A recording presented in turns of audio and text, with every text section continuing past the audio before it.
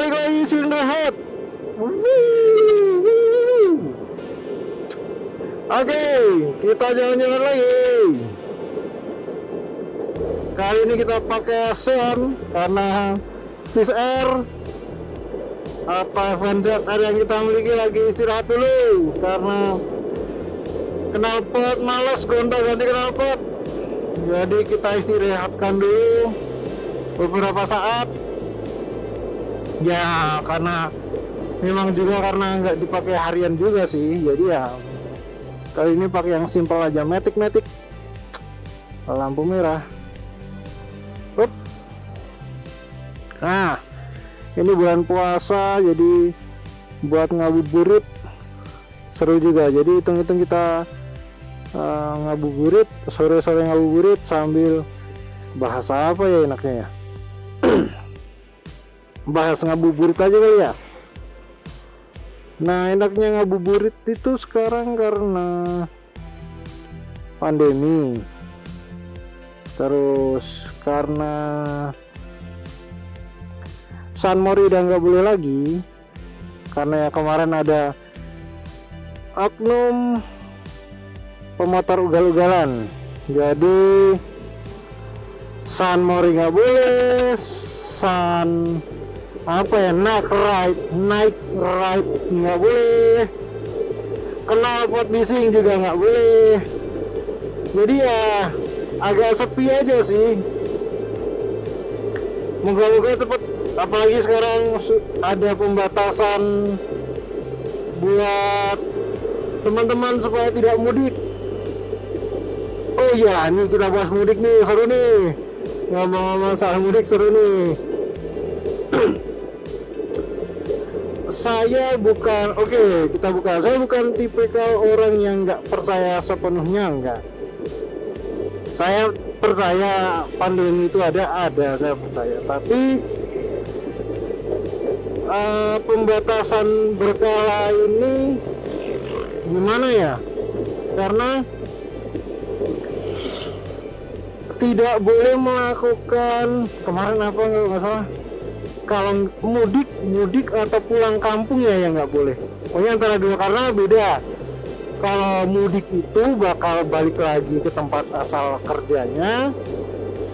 Kalau pulang kampung, pulang dan stay di tempat asal atau tempat tinggal mereka.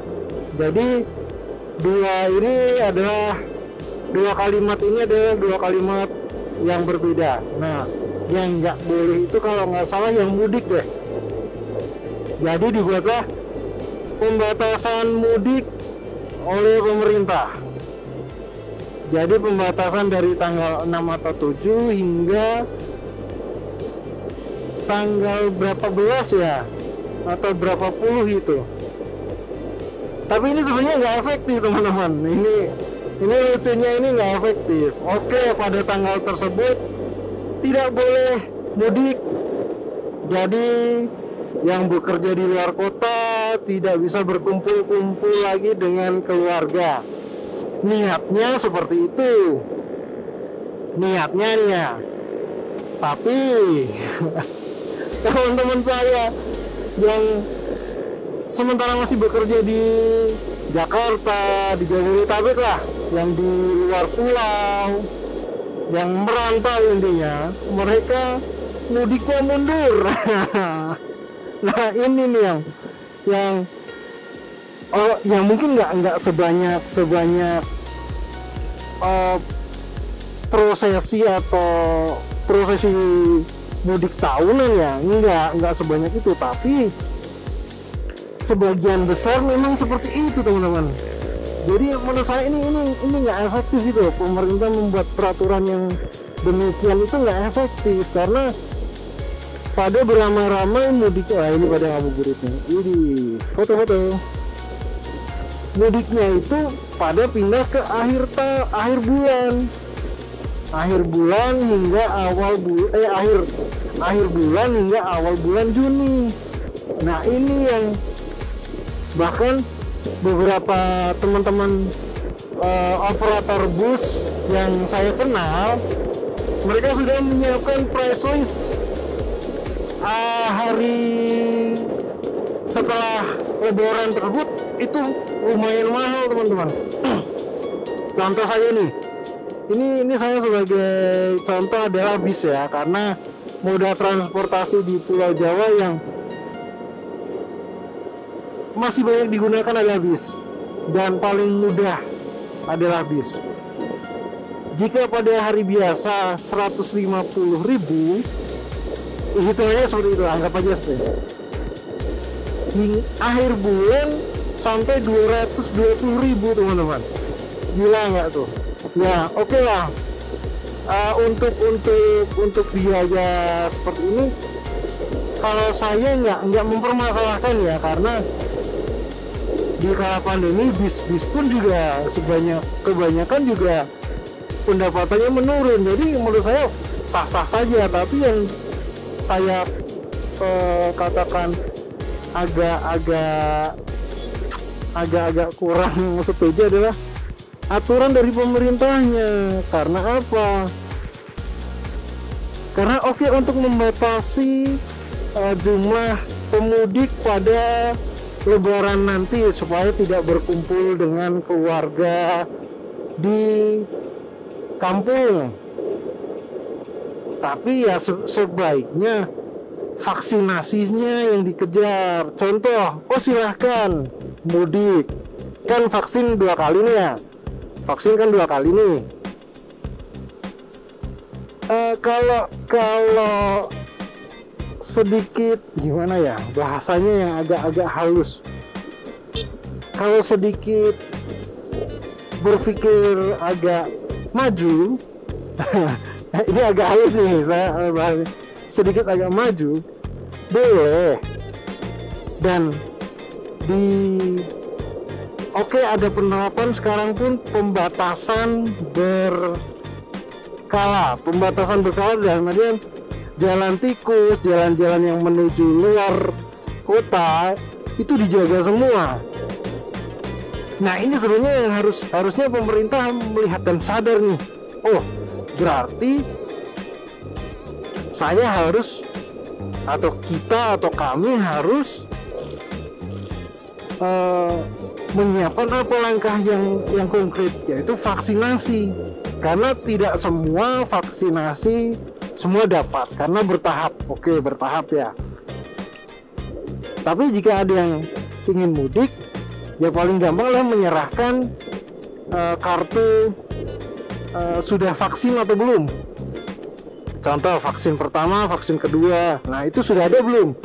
Jika belum ada, nah di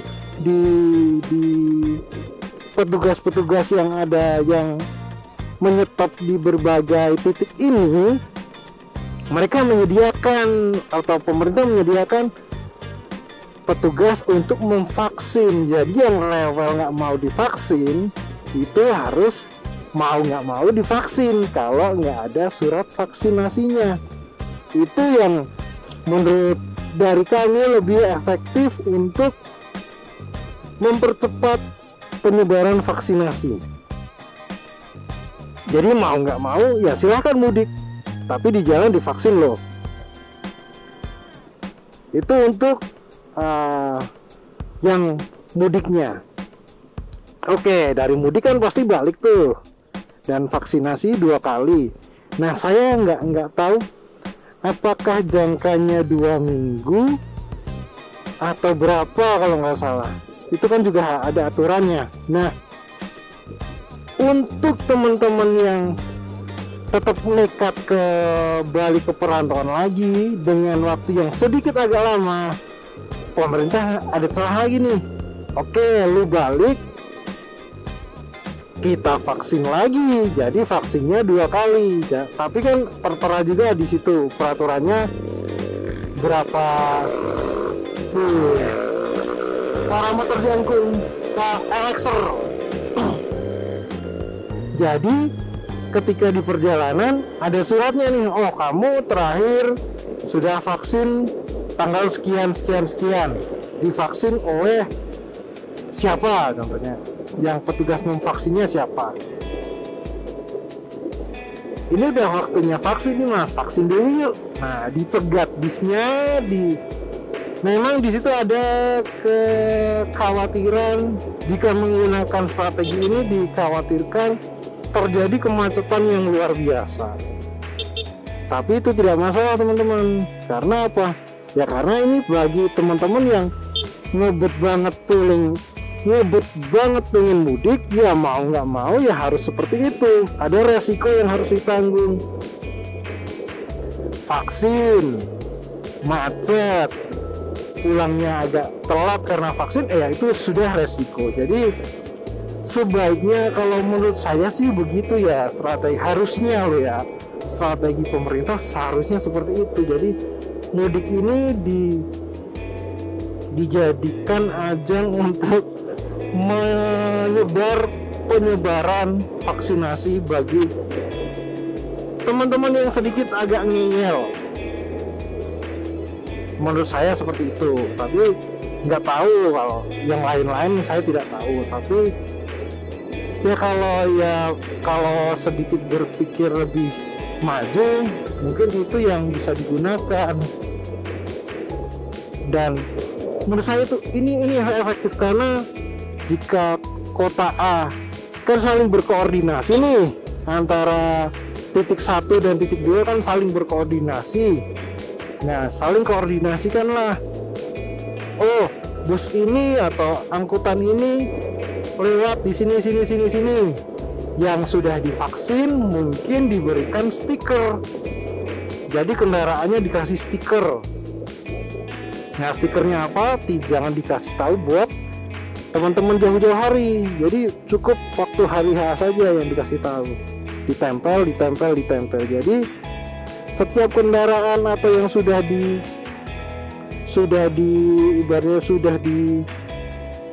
gimana nih mbaknya nih? Mbaknya mau ya ada tadi mbak kalau mau belok.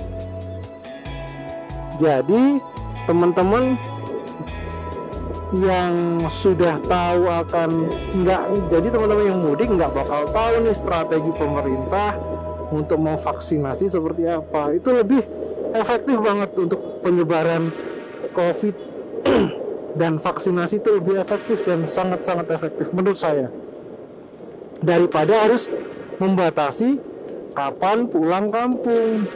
Oh, lu nggak boleh mudik, bukan pulang kampung ya, maaf teman. Lu nggak boleh mudik nih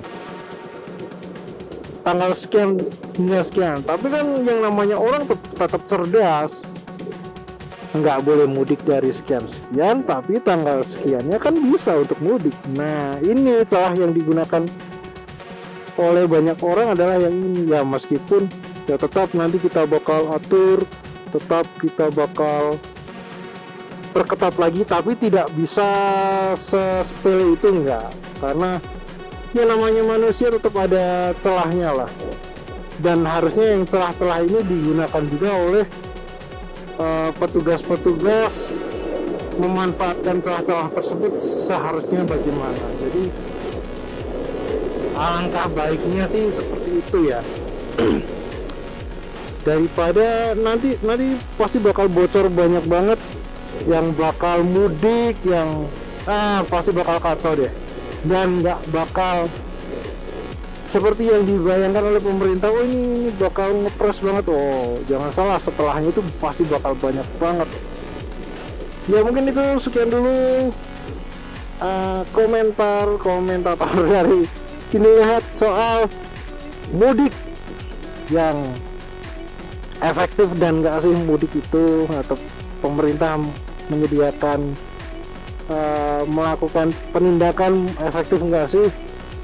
Mungkin ada dari teman-teman yang punya pendapat lain atau sama juga pendapatnya dari kami, silahkan komentar di bawah, silahkan komentar dan share. Mungkin komentar ini berguna buat teman-teman atau berguna juga untuk pemangku kebijakan. Silahkan berkomentar, silahkan share video ini sebanyak-banyaknya. Jangan lupa support terus Seen in the Head dengan cara like, comment, subscribe ke teman-teman kalian. Tonton terus Seen in the Head. Kalau ada yang pengen info-info apa gitu semua tentang otomotif, silahkan komentar di bawah. Jangan lupa kirim sebanyak-banyaknya dan terima kasih.